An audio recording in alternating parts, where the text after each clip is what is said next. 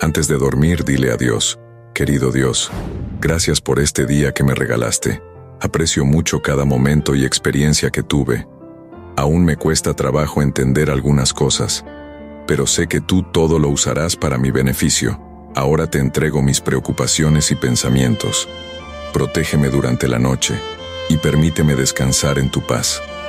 Que tu amor y cuidado siempre estén cerca de mí y de mi familia. Tú eres mi Dios, eres mi paz y mi fortaleza. Eres el aire que me da consuelo y quien calma mi mente y le da tranquilidad a mi alma.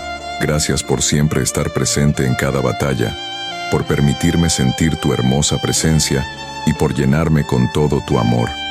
Gracias por estar en mi vida, por nunca soltarme de tu mano y por siempre ser fiel conmigo. Pongo en tus manos mi vida, mi futuro y mi familia. Yo sé que todo estará bien porque yo confío en ti, en el nombre de Jesús. Y si esta oración era para ti, escribe amén aquí en los comentarios y comparte con alguien que lo pueda necesitar.